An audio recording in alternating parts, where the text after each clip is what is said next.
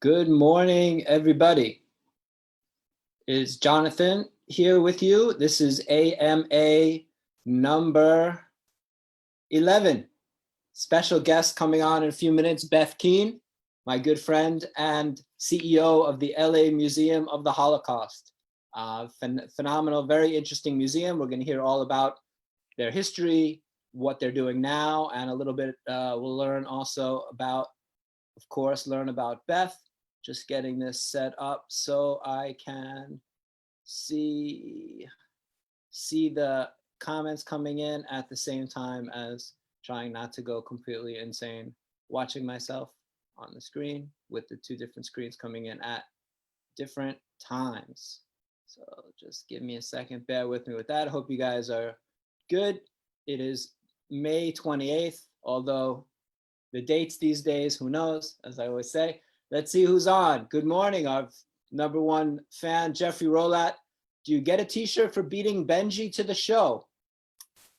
Benji's slacking. Last week was late a little bit, but Benji is signed up for Virtual Ride for the Living, so we'll see. I don't know. I think you have plenty of t-shirts, Jeffrey. Oh, good morning, Helen.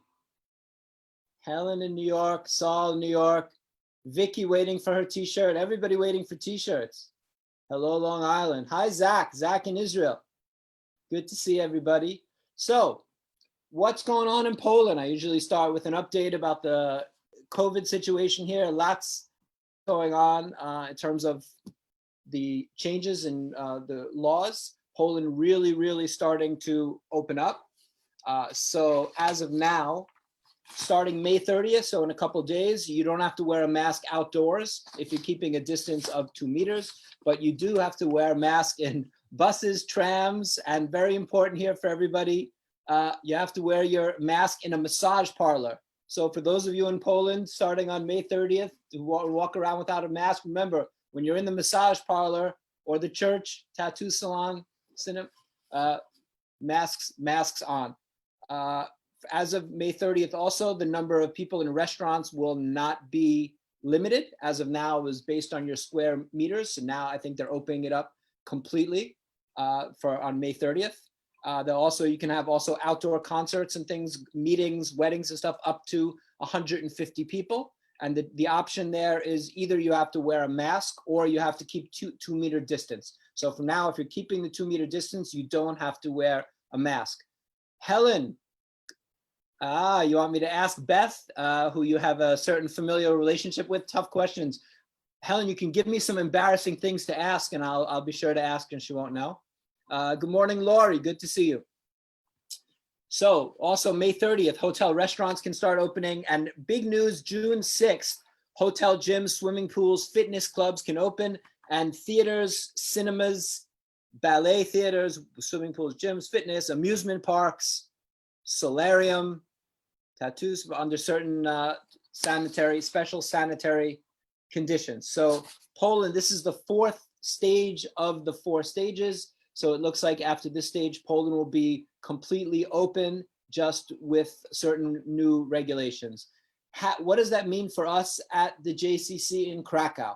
Well, Frida, our preschool, as you know, as we've talked about, is still open and will continue to be open. Kids are doing very well. We have generally about 8 kids there, which is about little less than half of capacity, and the kids are doing well. In terms of the other aspects of the JCC, we are in a bit of a holding pattern, wait and see. Just because the government says that you're allowed to open something, it doesn't necessarily mean that it's safe to open. And my understanding is that the government is basing these regulations not on the fact of fewer corona cases, but more on the idea of they have the ability now, the Polish medical system will be able to handle, the ICUs will be able to handle the cases. So it's not that corona is any less contagious, or not that people aren't getting it as much. It's just that if people do get it, they'll be able to be treated in the hospital. So for me, responsible for the community center and people who come in, I'm not necessarily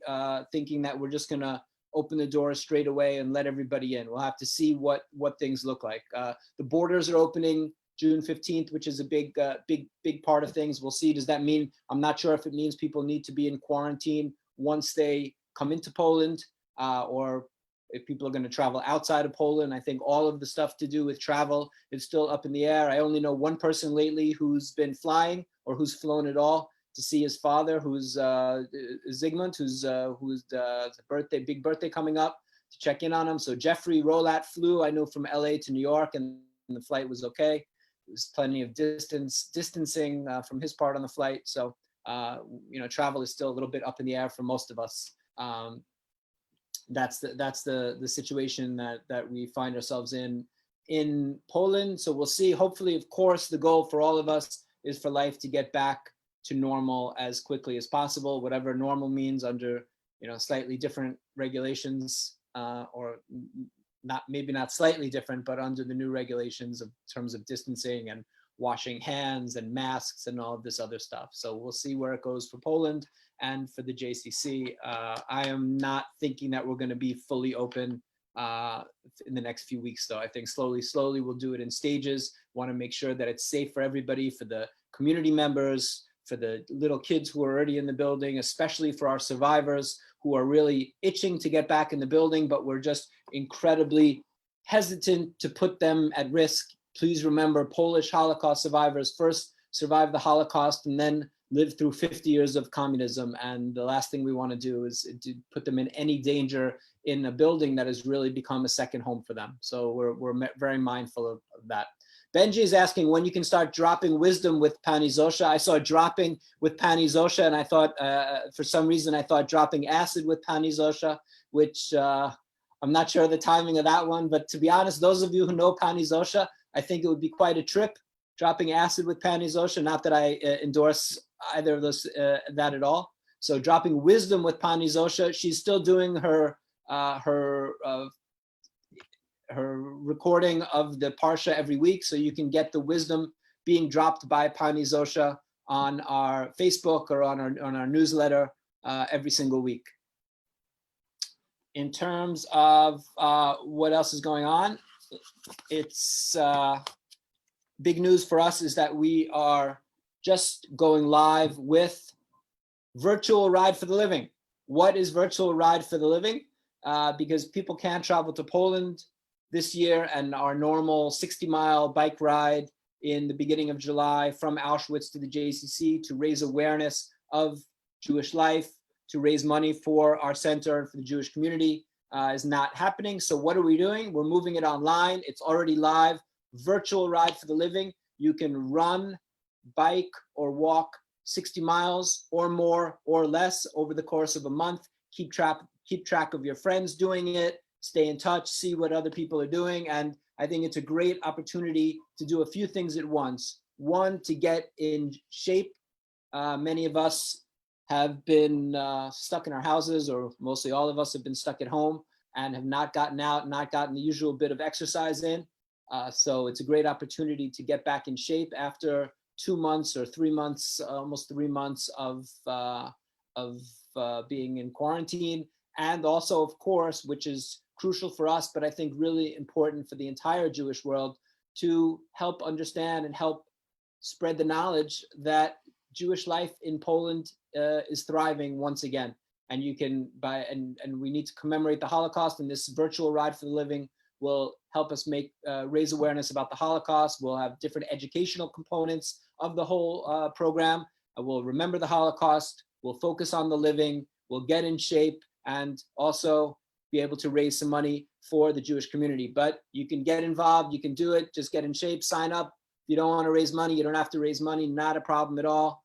Just we want to get people involved. So we're gonna release lots and lots of stuff, information, videos from different people, lots of stuff going out over the next month. It's gonna be officially starting on June 3rd, which is International Bicycle Day, just fortuitous timing. And it'll finish on July 5th, which is the day of the ride itself. So Agnieszka, I see, is posting stuff on Facebook. So you'll have all of that. The ride has never been easier, as we like to say. So it'll be exciting to get a lot of you on there, get your friends. There's really a low barrier. It takes 3 minutes to sign up and do some good in the world. This is an easy way to do some. And next week, actually a little teaser, next week, our whole AMA is gonna be on Wednesday, at a slightly different time. I think it's going to be Wednesday, 1 hour later. So that's 11 a.m. next week. And it's going to be all focused on virtual Ride for the Living with special guests that I'll announce later on. So that's what's going on there. Very, very exciting. Tonight is Shavuot. So very good reason if you haven't been eating enough ice cream and pizza and cheesecake and yogurt and lots of good stuff, then this is a holiday to do it. Of course, also to celebrate the giving of the Torah.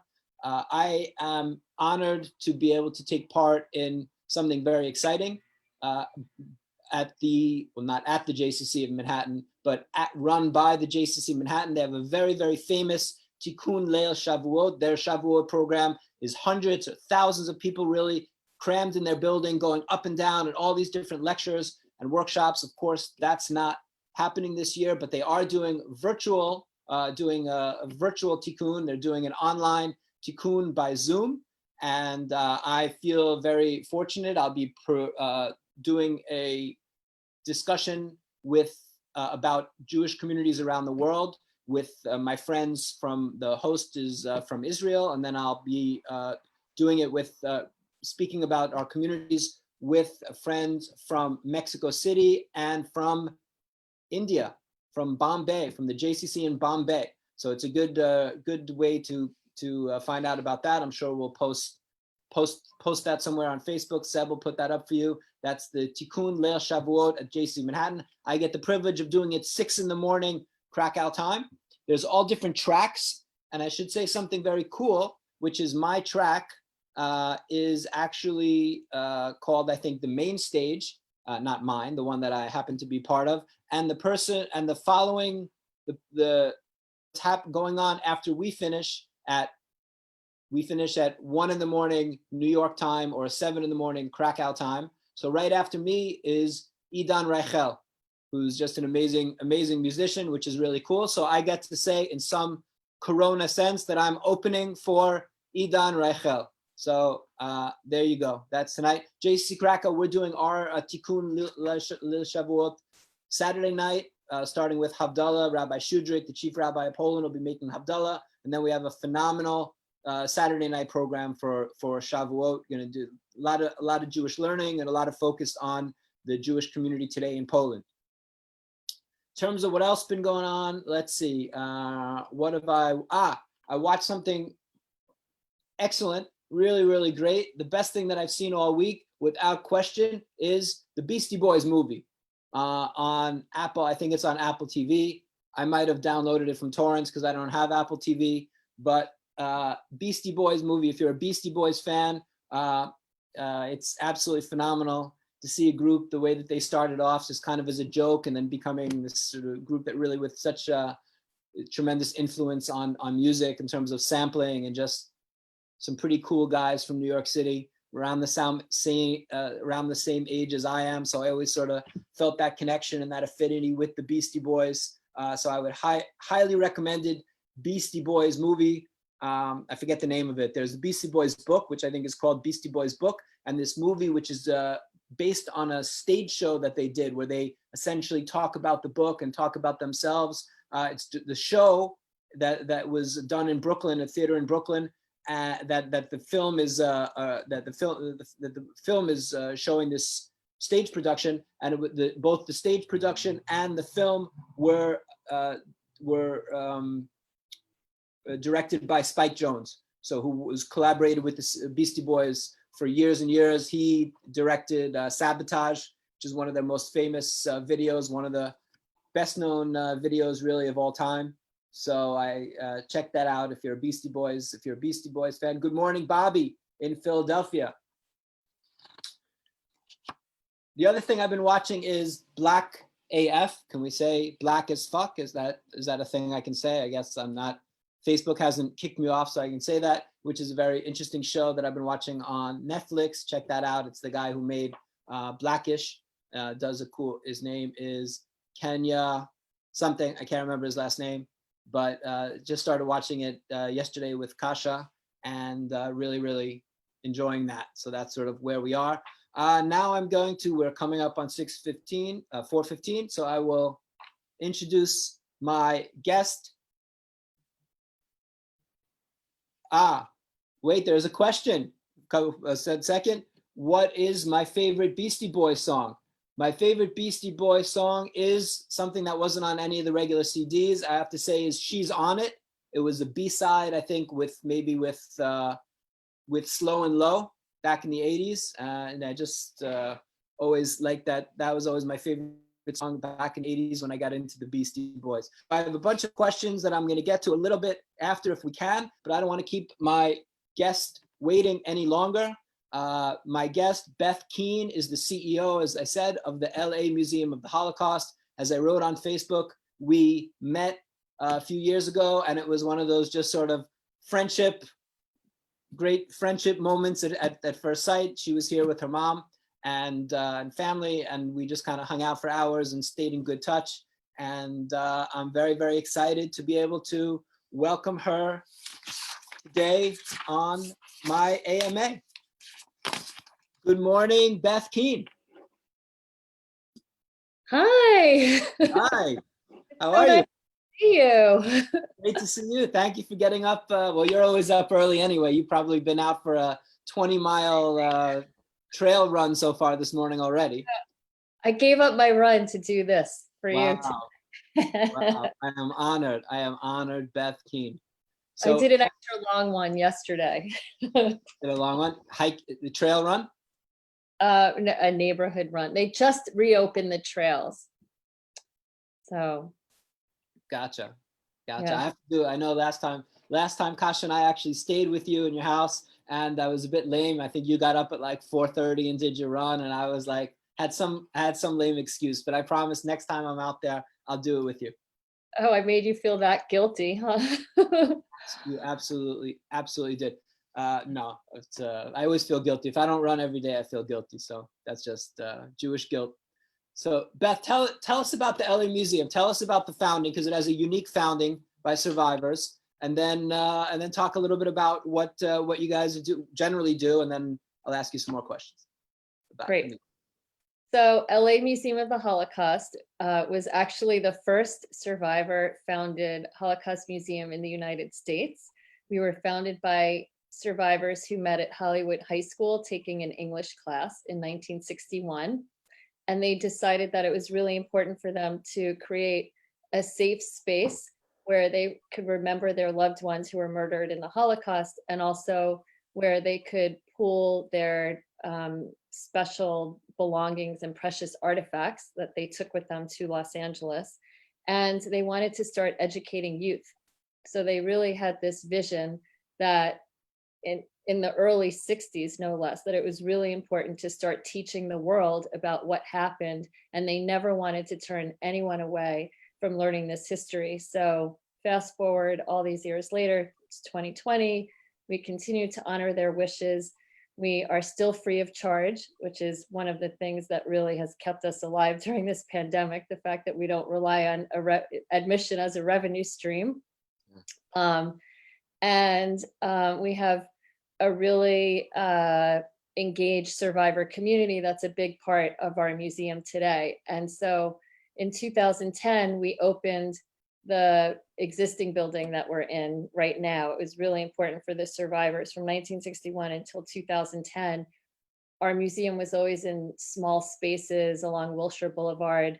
And in order to ensure sustainability and that the museum would be around forever, the survivors decided that in the mid-2000s, this was the time to build our own museum, do a capital campaign, and so now we have this beautiful building in Pan Pacific Park, which, you know, you've been there, you've seen it. It was very much driven by survivors. The survivors helped us raise most of the money.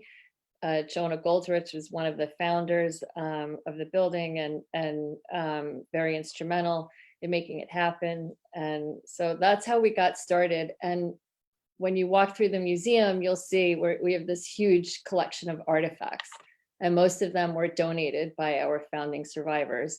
So we teach the Holocaust through the lens of the survivors, which is very unique.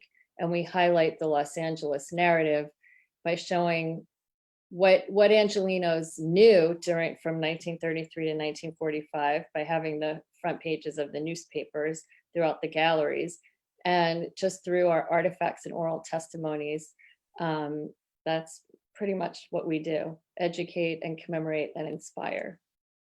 And I know you work very closely with the Shoah Foundation that you have actually, which I thought is very cool. When you, in your building, you have all the screens which are showing just on a loop, constantly showing the survivor testimony. Yeah, we have a great relationship with Shoah Foundation. It's a really nice partnership. And the first thing you see when you walk into the museum is 70 screens with the survivors. We have the entire collection of the 55,000 survivor testimonies, and they all run, as you said, in a continual loop. So when our visitors walk through the museum, they could, as soon as they walk into the building, they could, see and watch the survivor testimony, or when they're done walking through, it's something that's really inspiring to end your visit with. And what's exciting for us is sometimes we'll see survivors from Los Angeles who we know that just pop up on the screen. And so we always do a scan first thing in the morning, and we'll take a picture if we know someone and send it to their families, which is very meaningful.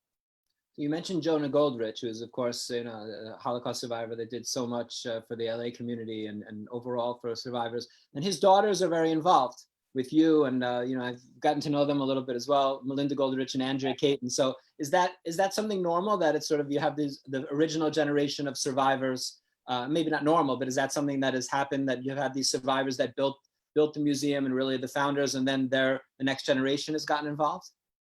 Yeah, well, the Goldrich family is very unique because they're a great family, and I'm very close to Andrea and Melinda. And as you know, Melinda and I did the bike ride together last year. It was very memorable. And their dad was actually one of the main reasons why I joined the board in the early 2000s when I first moved to Los Angeles. I was kind of missing the survivor community because my grandparents were Holocaust survivors. And when I moved to Los Angeles, John, my husband, who was doing research on his film, and he kept telling me I need to go to the museum because my people were there.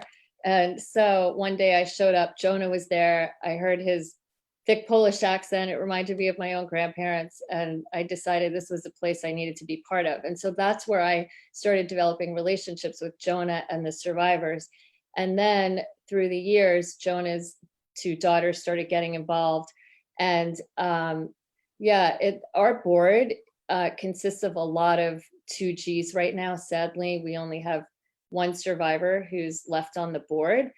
We have a few survivors who are on our survivor advisory board.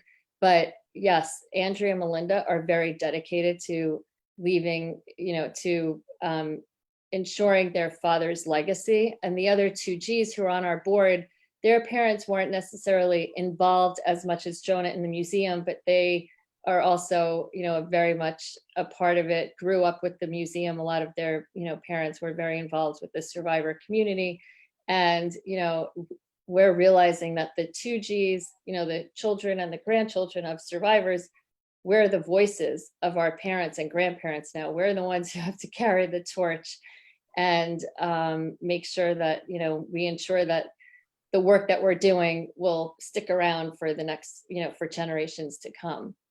Absolutely. I was really impressed when I first time I've been to the museum, I guess a few times already now, but that everything's sort of very high tech and done beautifully, but it's Hamish. I think that there's a feeling there that I think you feel that it was kind of set up by survivors.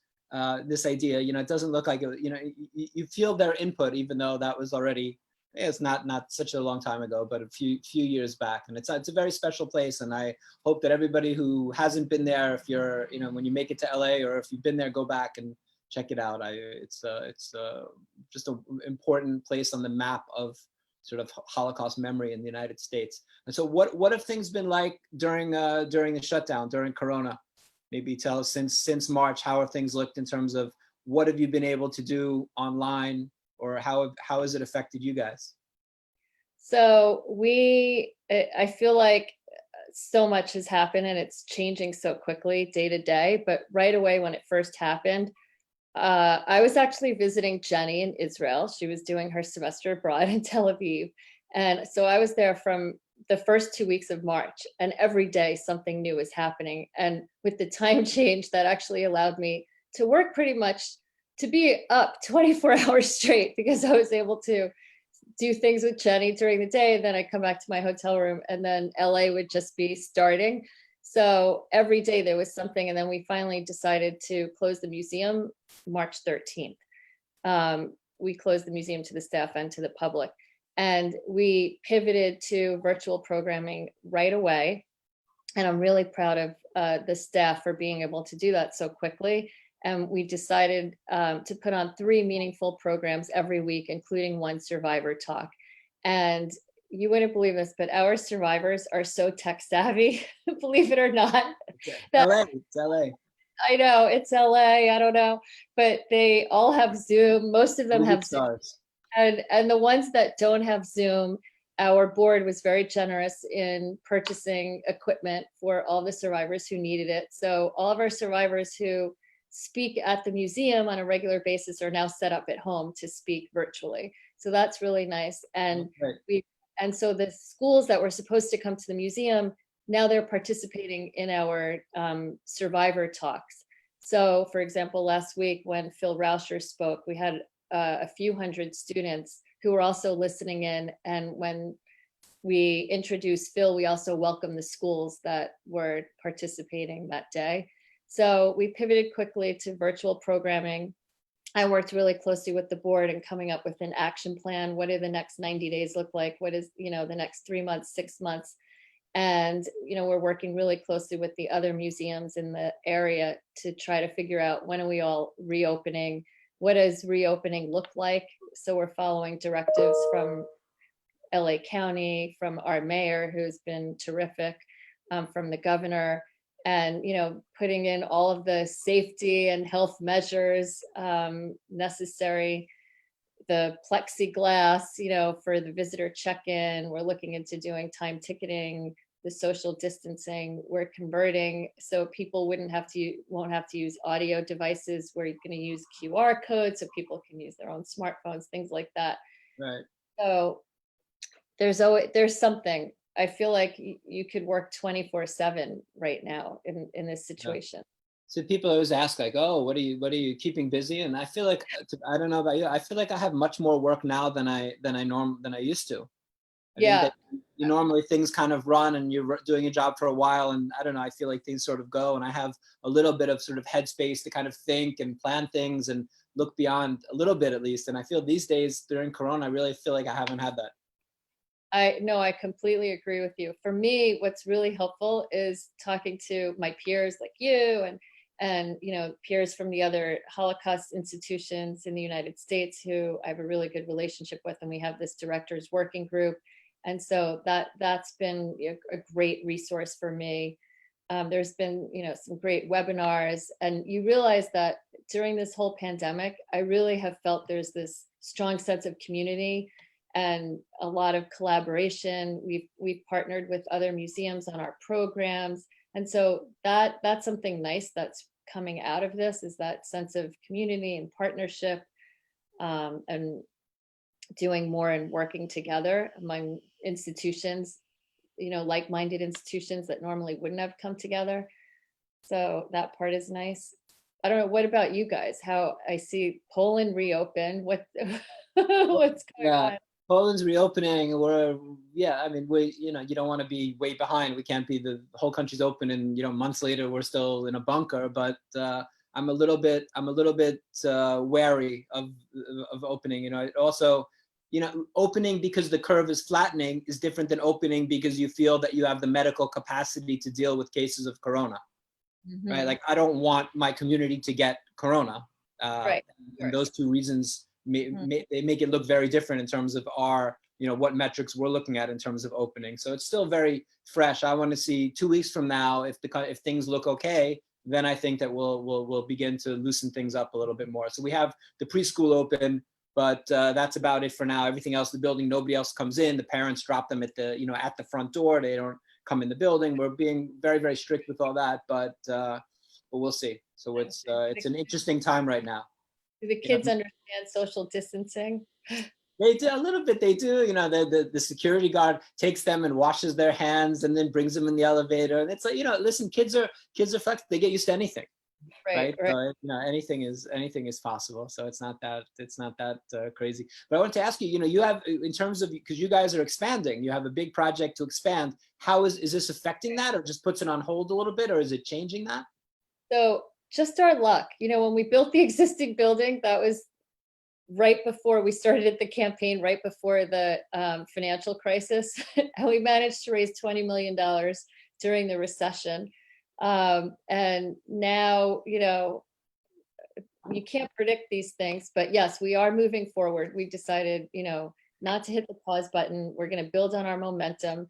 We got $6 million from the state, and as you know, that news came about just as Melinda and I were crossing the finish line after the bike ride to your JCC. So that was really exciting news when we found out about that. Absolutely. Yeah. So, we're looking into the future. We're not looking into, the next couple of years. We're looking into 10 years, 20 years from now. Right now, as we see what's happening during the pandemic, there's, a rising tide of hatred and anti-Semitism. It's thriving online. So we can't rest. We have so much work to do. And we're really this is all about the future, and to ensure that our museum is here for our kids, our grandkids, their kids. And so we decided it's really important to move forward with the project and to do the expansion. So it's an exciting project. We're excited about it. We'll keep you posted. So I want to ask you, you're in an interesting position, because first you came from the finance world, so you have finance background, and then you were a board member, and then made the switch. You're head of the board, and then made the switch to be the CEO. So, for those of us who are generally only on the professional side, so maybe talk to me a little bit about that. What was that decision like, and how different do things look? I assume that it's very helpful having been on the other side of dealing with board members, but how did that transition? What did that look like, and how different is it to be on this side versus the other side? It's very different. Yeah, it's an interesting journey that I've taken. So yes, as you mentioned, I started my career in finance, and when I was living in Los Angeles on the board of the museum, I was working for a really large investment firm called Capital Group. And I joined the board in the early 2000s because of my personal connection to the Holocaust. My grandparents were survivors. And then I became the treasurer of the board, and I did that for about 10 years. And, I was really involved, got to know the survivors, but, I was working, especially during the financial crisis, work was kind of crazy. But then in 2010, I left my job at Capital Group, and I decided that I was trying to figure out my next move, and I decided to partner with a really good friend of mine from college and do something in the social impact finance sector, because at the time I was thinking I wanted to do something a little bit more gratifying. And so the idea of using our finance skills and and pairing together the philanthropic side with finance, that sounded really appealing to us. And so the museum had just opened its doors in 2010. So I decided I can't sit home and do nothing, even though I'm starting this new business. So I would I needed some kind of structure. So I would go to the museum every day, and I started working at the front desk just as a volunteer, as a board member, and I would clean the headsets. I would wipe down the headsets every morning. That was my job. That's what they gave me to do. And so the students would come through, and when they were done, if they had a self-guided tour, I would wipe down the headsets, but I would have my laptop, and I started, my new business with my college friend, and we started getting that off the ground. And that's when I started getting acquainted with the philanthropic landscape in Los Angeles, which, was something I was unfamiliar with. And things kind of just progressed from there. And I started playing, because I started showing up at the museum every day, I started playing a more active role there. And that's for the first time I really saw the impact that the museum was having on students, in real time. And you need to see it in person, what the students' reaction is when they see a real artifact, when they see something that really weathered the Holocaust. That's so different than just learning about it in the classroom, but coming face to face with an artifact, coming face to face with a Holocaust survivor and hearing their story, and seeing these students, most of whom come from low income backgrounds and face their own adversity. And then they hear a survivor speak and they realize, wow, I have potential. And they leave the museum feeling inspired with all this hope. And that was something that I saw that transformation firsthand. And that's when I decided I need to be even more involved with the museum. And so I did my consulting business for a while. And then I became the president of the board. And one thing led to another. And I stepped in when the director left and was the interim director for a while. And then it became permanent. So it's a labor of love. It's the best job ever. And I really am honored. More satisfying. So I understand it's more satisfying being the CEO than the head of the board. Yes, definitely. I'm going to guess more challenging. It's extremely challenging because, you have a staff that you're leading and you know what that's like. And then you're reporting to a board.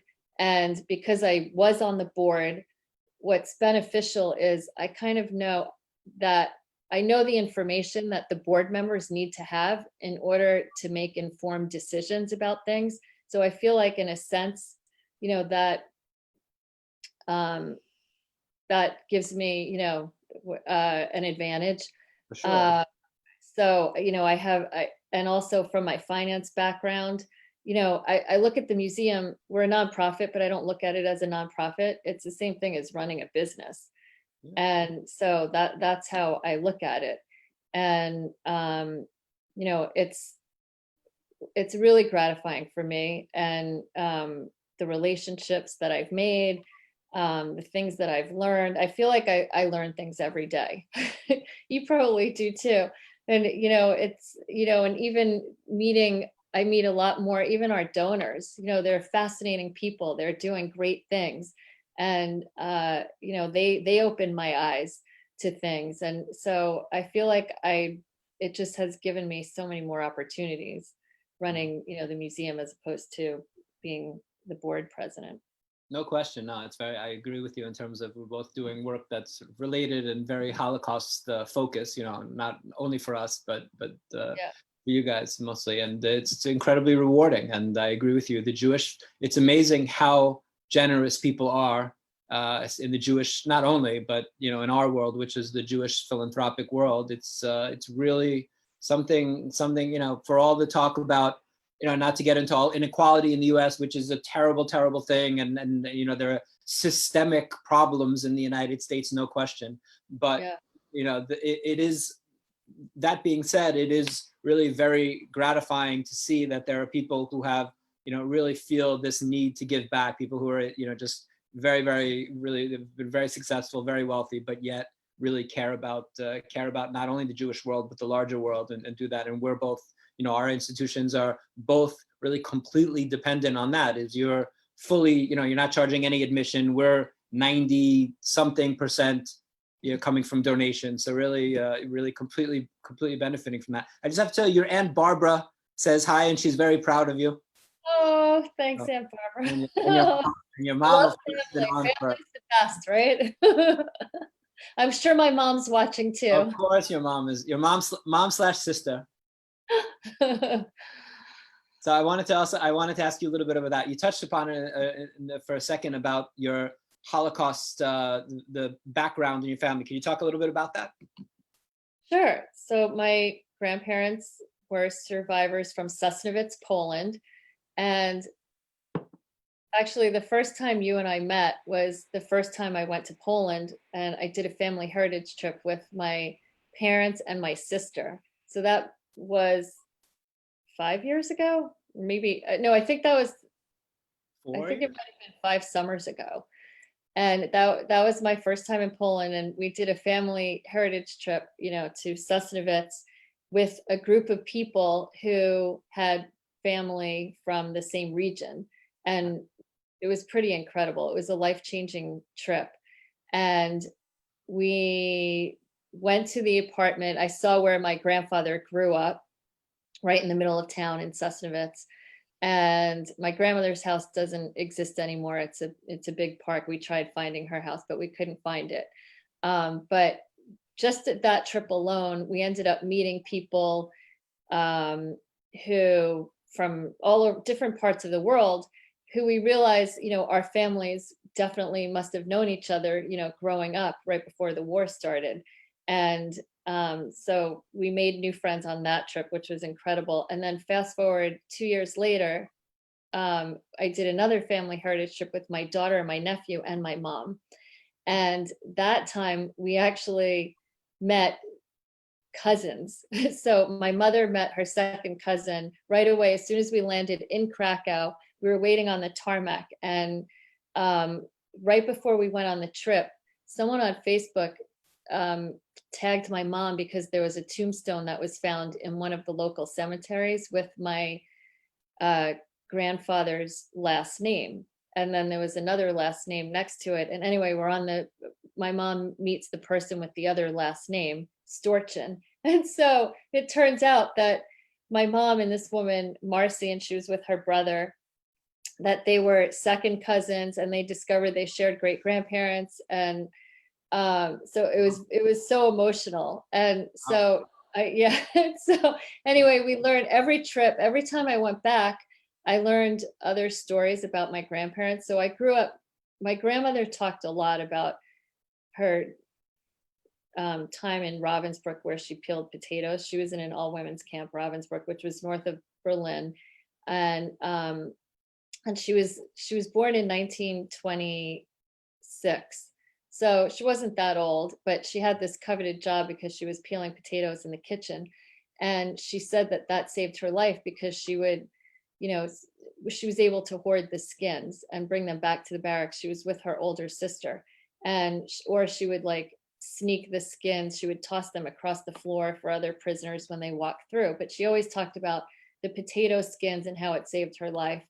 And when I have actually a really interesting story, when the museum opened, we had a potato peeler. We have artifacts from the Auschwitz-Birkenau Museum on display, and one of the things we had was a potato peeler.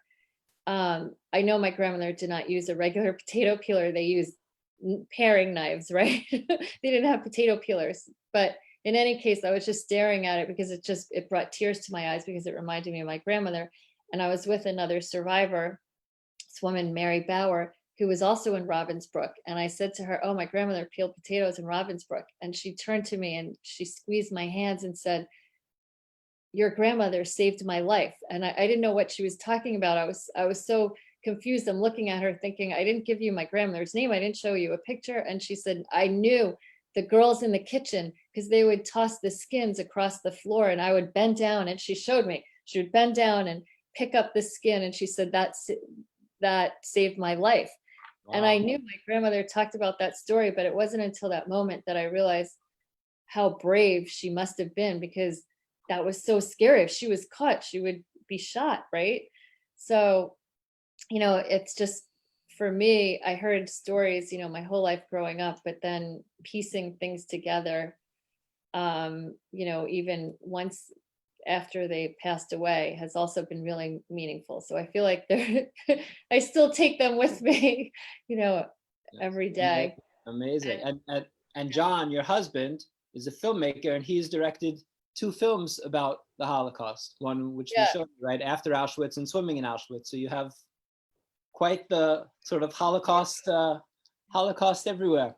Who knew I would marry someone who was kind of obsessed with the Holocaust?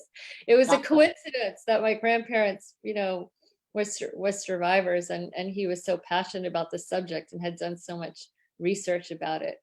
But we screened his film after Auschwitz last summer, which was nice, in your JC. Absolutely. So there in our museum, there's actually a gallery that's named in memory of my grandparents, which is really nice. Absolutely. So another time you came to Poland also, as you touched on a little bit earlier, you came with Melinda Goldrich, our friend Melinda, who's also very involved here with us and is making a film about Ride for the Living. Her foundation is supporting the film, producing the film, funding. And you came out with Melinda and a bunch of her friends from Aspen and did a pre-ride, right? So not only the ride that day, but that week. So maybe talk a little bit, maybe just, for a second about the pre-ride, and then maybe about your experience on what was Ride for the Living 2019. What was it like for you? Okay, well, I don't know what I was thinking, agreeing to do this pre-ride with Melinda and her friends from Aspen who ride every day at altitude. What was I thinking? I tried to keep up with them. I only got lost a few times since I was so far behind.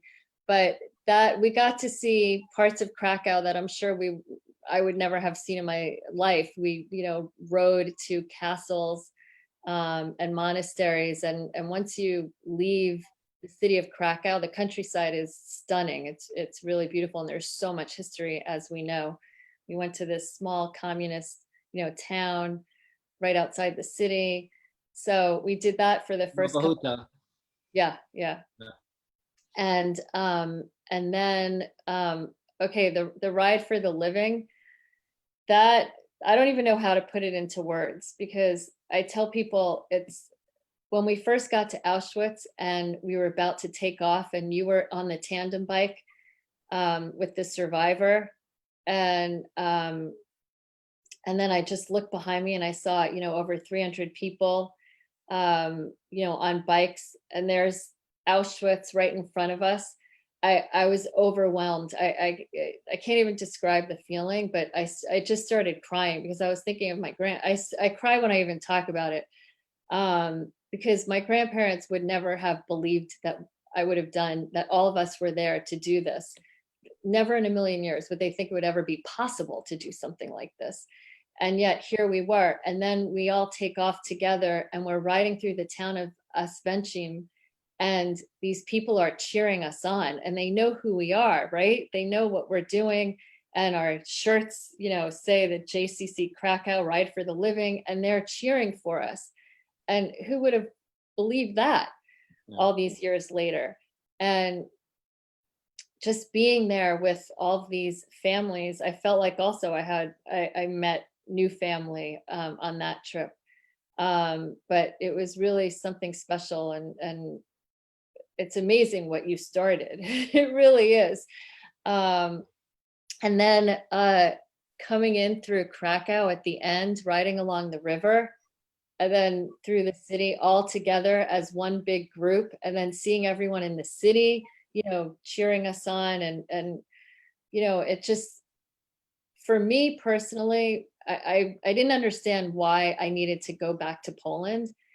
And I realized that, well, if we don't go back, who will? Like it's our job to remember. We need to keep going back to remember. That's our responsibility, and we can't forget. And so the work that you're doing and bringing people from all over the world together, collectively, is really a beautiful thing and something that's so important. So. Thank you for organizing that bike ride. Oh, thank you.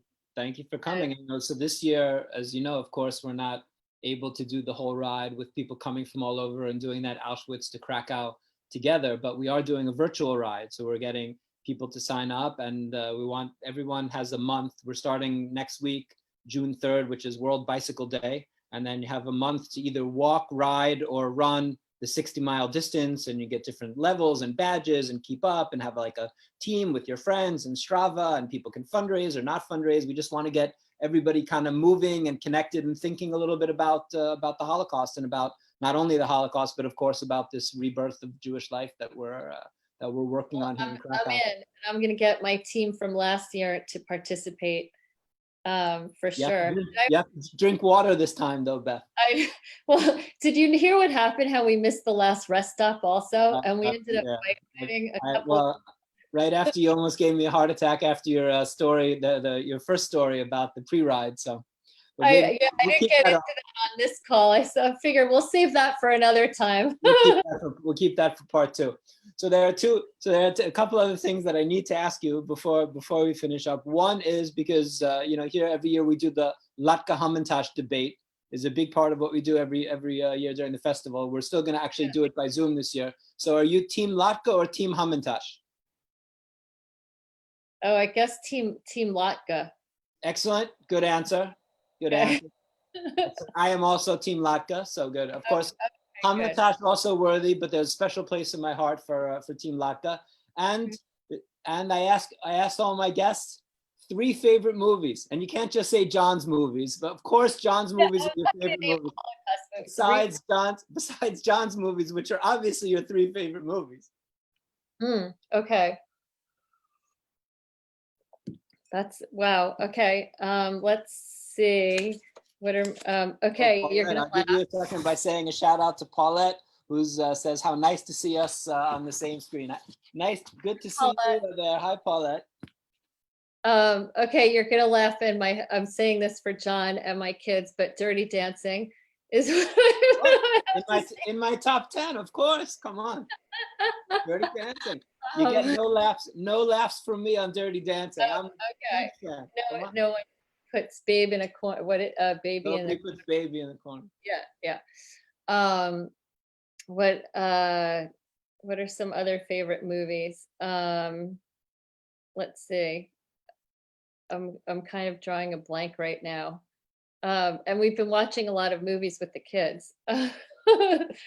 So I'm going to give you my 3 were Godfather, Pulp Fiction, and Heathers. Heathers. Oh, wow. That's really taking us back now. I think Princess Bride could make it, some other Kubrick, but the 3, I have to go with those 3. Breakfast Club. Breakfast Club. It's a classic, right? Of course. I do love the movie Mask of Zorro. I always, I don't know, that one's. So wait, Dirty Dancing, Breakfast Club, and Mask of Zorro. It's in the books. And Jeffrey Rolat is asking, what are you gonna do? What are you gonna drink in Krakow next time that you come back to Krakow? Oh, Jeffrey, that flavored vodka. It was, exactly. He turned me on to this amazing flavored vodka place. Yeah, right on Main Square. That was a night that we probably shouldn't discuss online. What happens in Krakow stays in Krakow. Stays in Krakow. Beth, thank you so much. It's been great. First of all, just great catching up, talking to you. But thank you for doing this. We miss you, and I really hope that I'll be out there to see you soon. And Kasha sends her love. I hope I see you soon. I really hope so. Well, thank you so much. I thank you so much for having me today. It was a fun conversation. An honor and a pleasure. Be well. All right, you too. Don and everybody and the kids. Your mom. Okay. All right. Bye. Be well. Thank you. Big kisses. Say hi to Kasha. I will do. Bye-bye. Okay. Bye. Great. Well, amazing. Another amazing guest, Beth Kean. It's always nice to be able to talk to your friends, and your friends happen to be phenomenal and brilliant and interesting and doing great stuff. So I feel very honored to have these friends every week that I can talk to and bring on and share with you guys. So next week I will also have friends on, and we're going to talk next week. They're going to get into it a little bit about Ride for the Living, virtual Ride for the Living, this movement that's sweeping the world, sweeping the Jewish world. People after the lethargy of quarantine, getting out there, getting fit, and sharing with each other, and doing it for all the best reasons, to remember the Holocaust and to celebrate the rebirth of Jewish life. So stay safe, everybody. Be well, and see you next week, next Wednesday. Remember, next Wednesday, 1 hour later. Chag Sameach.